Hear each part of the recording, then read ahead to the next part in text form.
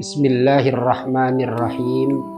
Assalamualaikum warahmatullahi wabarakatuh.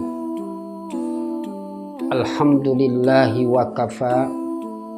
Wassalatu wassalamu ala sayyidina Muhammadinil Mustafa wa ala alihi wa ashabihi ahli sidqi wal wafa. Amma ba'd.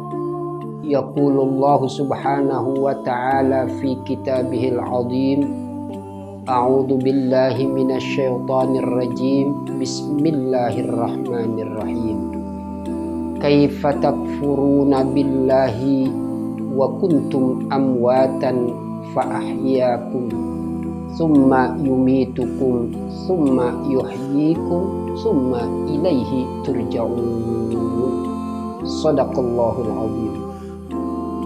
Para pemirsa yang dimuliakan Allah Subhanahu wa ta'ala, marilah kita bersama-sama selalu mengucapkan puji serta syukur yang sedalam-dalamnya kehadirat Allah Subhanahu wa ta'ala, yang mana sampai pada siang hari ini Allah Subhanahu wa ta'ala masih memberikan kesempatan kepada kita untuk melaksanakan ibadah dengan dibekali umur yang panjang dalam keadaan sehat walafiat, sehingga kita bisa menjalankan roda kehidupan di alam dunia ini. Sholawat beserta salam tetap kita curahkan kepada Nabi kita Muhammad sallallahu alaihi wasallam, kepada keluarganya, sahabatnya, dan kepada seluruh pengikutnya. Amin, amin, ya rabbal alamin. Ma'asyiral muslimin rahimakumullah. Dalam kesempatan yang baik ini, Al-Fakir akan menyampaikan sesuatu yang tidak bisa kita lihat, namun kita hanya bisa mendengar dan merasakan, baik yang ada di dalam diri kita maupun yang ada di dalam diri manusia lainnya. Apa? Yaitu iman. Rasulullah sallallahu alaihi wa alihi wasallam dalam satu hadis qauliyahnya yang ditulis di dalam satu kitab yang bernama Kitab Tanqihul Qaul Al-Hadits, bab yang keempat, di mana Rasulullah sallallahu alaihi wa alihi wasallam menyatakan al-imanu uryanun. Yang namanya iman itu adalah tanpa ada sedikit pun, yaitu bungkusannya. Oleh karena itu, iman yang tanpa ada bungkusan ini, maka Rasulullah Shallallahu Alaihi Wasallam mengajarkan kepada kita bahwa yang namanya iman ini adalah sesuatu yang sangat berharga buat manusia, baik di alam dunia, di alam barzah maupun di alam akhirat nanti. Oleh karena itu, karena ini adalah satu barang yang sangat berharga, maka Rasulullah Shallallahu Alaihi Wasallam menyampaikan agar supaya barang yang begini berharga ini hendaklah dibungkus. Maka kata Rasulullah Shallallahu Alaihi Wasallam, bungkusan iman ini adalah waliba suhu at-taqwa. Jadi kalau kita sudah punya iman, agar supaya iman kita ini benar-benar mantap kepada Allah Subhanahu wa ta'ala, maka kita bungkus dengan yang namanya yaitu takwa. Apa itu takwa? Imtisalu awamiri wajtinabu nawahi.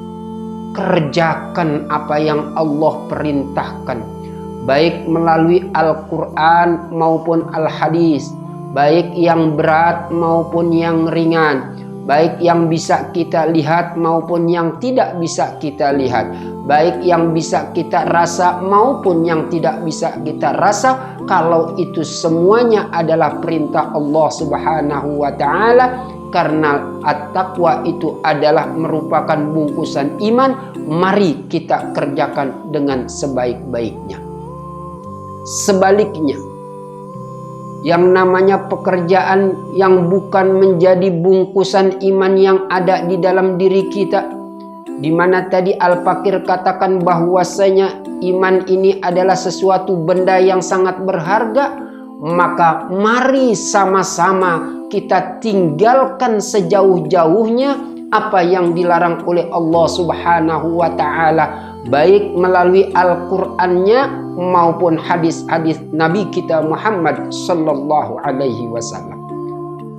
Oleh karena itu, maka marilah sama-sama kita bungkus iman kita ini dengan ketakwaan yang kuat, dengan ketakwaan yang kokoh, dengan ketakwaan yang teguh kepada Allah Subhanahu wa Ta'ala, yang pada akhirnya benar-benar kita mempunyai iman yang diterima oleh Allah Subhanahu wa Ta'ala.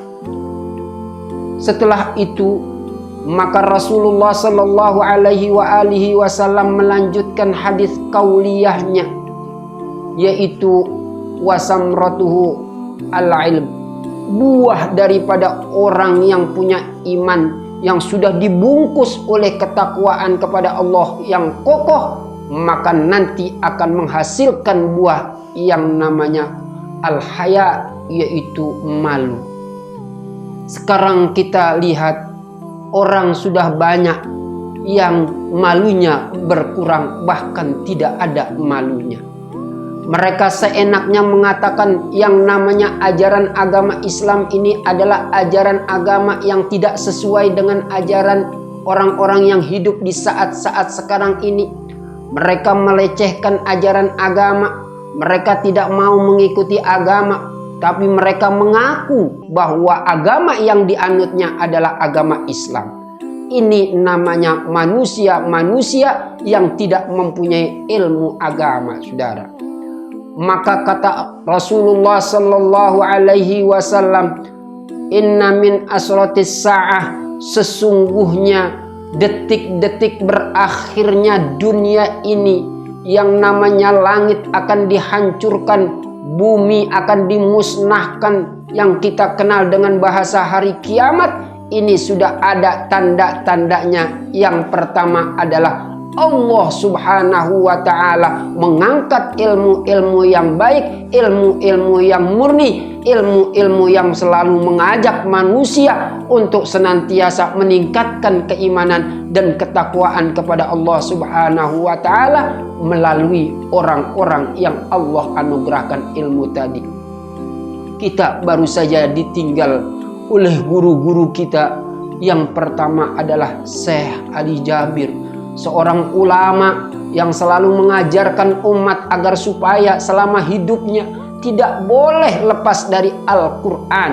Maka sekarang beliau sudah dipanggil oleh Allah Subhanahu wa Ta'ala. Yang kedua, Habib Ali bin Abdurrahman As-Segaf dipanggil oleh Allah Subhanahu wa Ta'ala, yang mana kita tahu setiap saat dalam hidupnya di alam dunia ini mereka selalu mengajarkan manusia, mengajarkan diri kita untuk selalu ingat dan bertakwa kepada Allah Subhanahu wa Ta'ala. Namun pada saat sekarang ini mereka berada di alam barzah. Ini artinya apa? Bahwasanya tanda-tanda hari kiamat ini sudah akan tiba, karena sudah kita lihat tanda-tandanya. Oleh karena itu, maka mari sama-sama, sebelum semuanya orang yang dianugerahkan ilmu agama ini dipanggil oleh Allah Subhanahu wa Ta'ala, maka mari sama-sama kita sayangi, kita kasihi, dan kita ikuti teladani ulama-ulama yang senantiasa mengajarkan ilmu agama kepada kita. Makanya kata Rasulullah sallallahu alaihi wasallam, wa samratuhu al-ilm. Yang terakhir kata Rasul, wazinatuhu al-haya. Orang kalau sudah punya iman, imannya sudah dibungkus dengan ketakwaan, dan dia sudah mempunyai hasil yang begitu banyak, maka dia mempunyai yang namanya al-haya, yaitu malu. Malu untuk senantiasa melakukan kemaksiatan kepada Allah, baik di rumah, di perkantoran, maupun di mana saja kita berada. Maka kita harus malu untuk melakukan hal-hal yang tidak menguntungkan untuk kita dan untuk keluarga kita. Ma'asyiral muslimin rahimakumullah.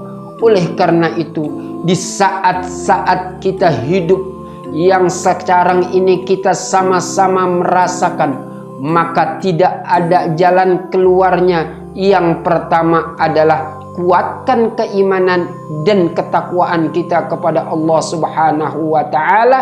Jalankan seluruh perintahnya, jauhkan segala larangannya. Insya Allah kita akan hidup di alam dunia bahagia, di alam kubur bahagia, dan lebih bahagia lagi di alam akhirat nanti.